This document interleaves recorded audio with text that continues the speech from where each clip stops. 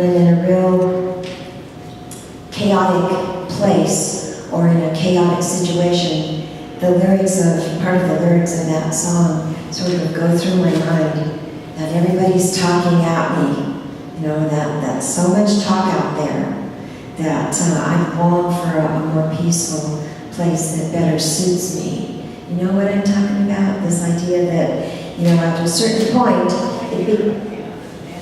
I'm sorry? At a certain, are you unable to hear, Nancy? I can't understand. You can't hear anything. No, it's Stacy, can you help Nancy? Thank you. Talk about words.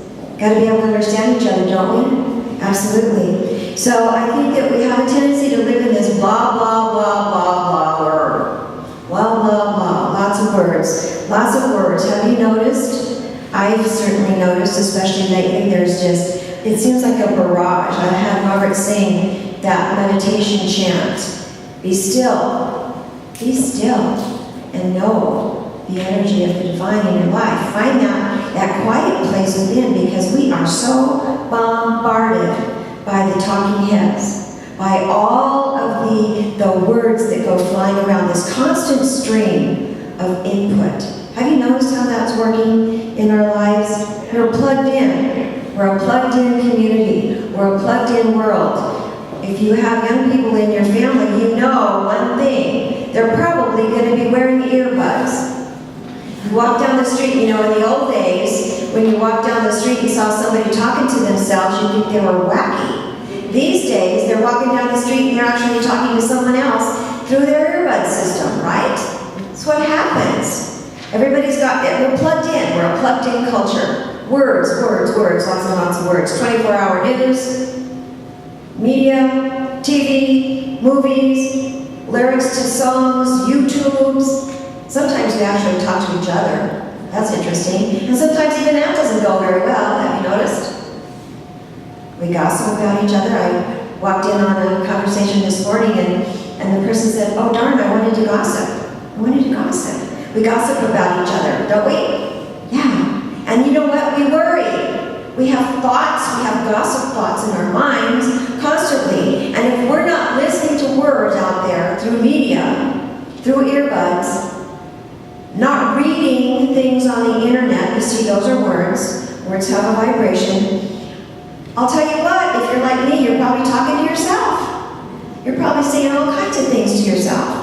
We're constantly thinking, constantly talking, constantly analyzing symbols and words that form the thoughts, the beliefs, the ideas, the way we show up in the world.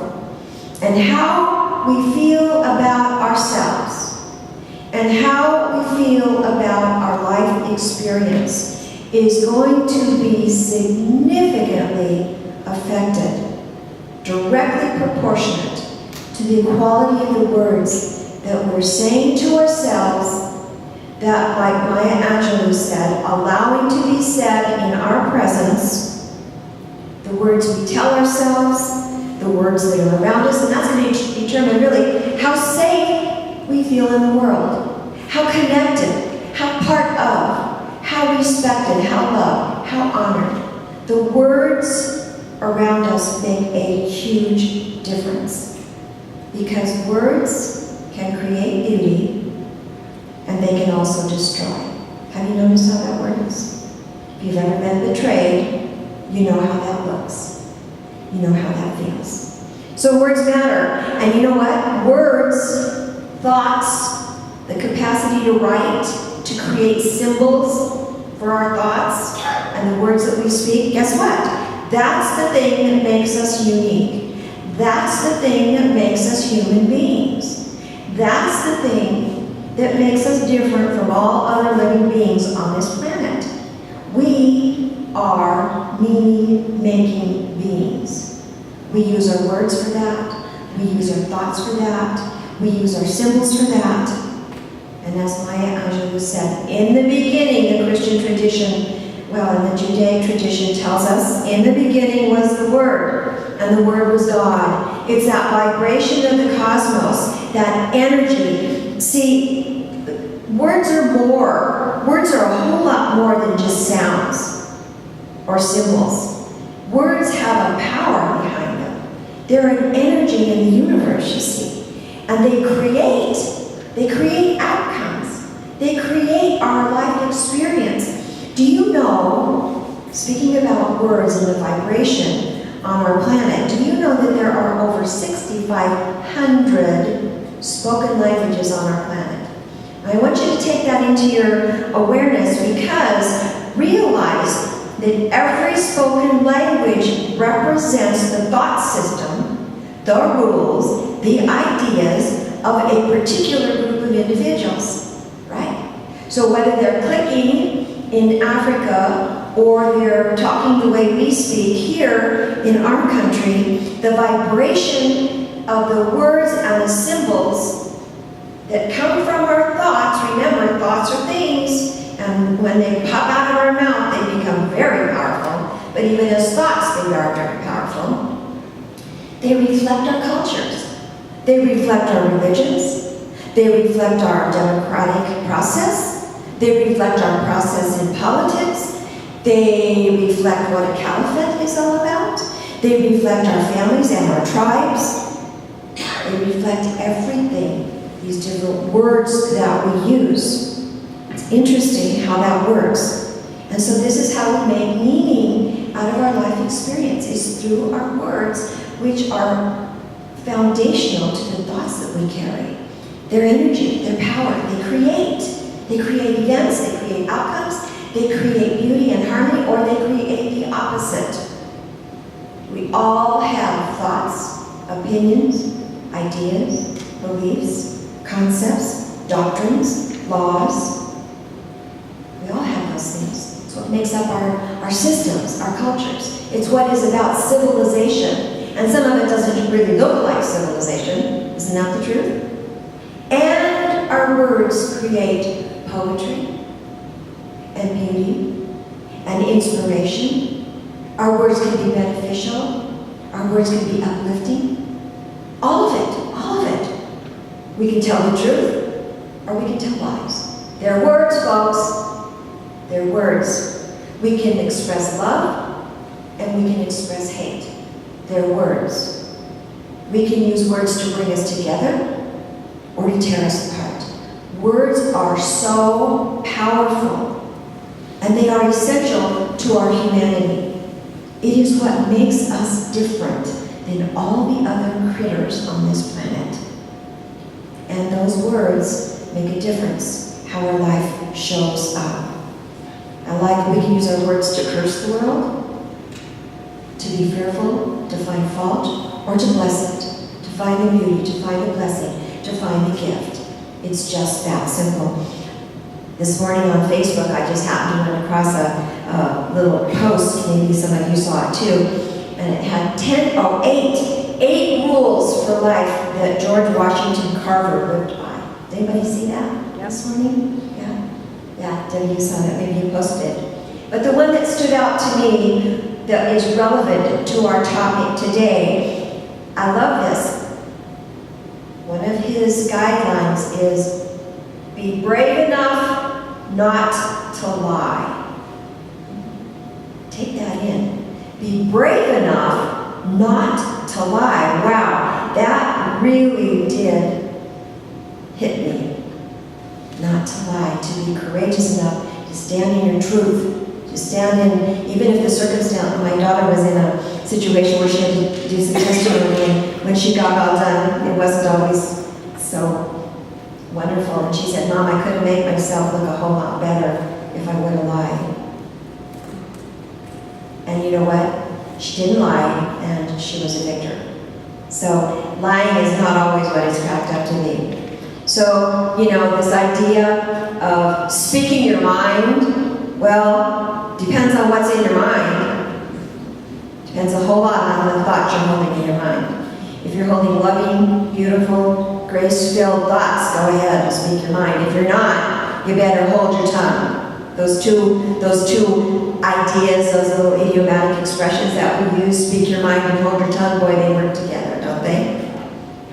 They sure do. So we've got a lot of power. We can create beauty and we can create chaos with our words. And the thing is, thoughts are words. They're just not expressed. They're still in our minds, and they formulate the ideas and the beliefs. But when we allow them to pop out, that gives it a whole new level of energy, a whole new level of influence. In the Buddhist tradition, the idea of right speech is one of the 8 foundational ideas. And the idea is, don't let it pop out. Bad enough that it's in your mind and you're thinking it, but do everything in your power. If it's not beneficial, it's not kind, it's not true, don't let it pop out. And I love what one of the Buddhist teachers says, if you can't control your mouth, there's no way you can hope to control your mind. So you gotta start with the ability to go, oops, and not say what you want to say if it's not going to be loving and kind and thoughtful and meaningful. And then work on your thoughts and whatever that ideology is that's forming that thing that almost popped out, you see. Because every intent we have in thought manifests in some way. It colors our beliefs, it colors the way life shows up for us. And the minute we put it into the vibration of sound, it gets so bigger, so much bigger. Like Don Miguel Ruiz says, it's an explosion, a big explosion can happen. So we can either use our words to support one another, to be kind, to be respectful, to be diplomatic, to cooperate and collaborate with each other, to inspire each other, to love each other, or we can be abusive. We can be abusive. We can use our words as emotional poison in our relationships. We can perpetuate fears with our words. We can keep ourselves down, keep other people down. You know, I like what Maya Angelou said about words, getting in your clothes. Words are so powerful that some words affect us in such an incredible way. Certain words have such a power. They stick to us, don't they? They harm us, they offend us, they sting.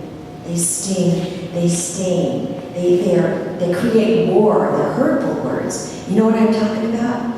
And a lot of folks from childhood on up take words into the very cellular memory of their body, and they live a lifetime thinking they're unlovable, unworthy, not smart, not thin, not capable, not something, not, whatever it is, not beautiful. Whatever that thing is, those words have such an impact on the rest of our lives.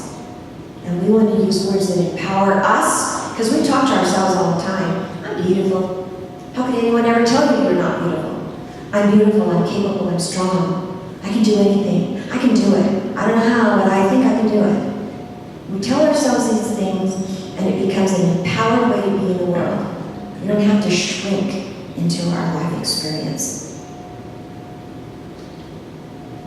So I want to invite you this week as you go from this place to choose your words carefully.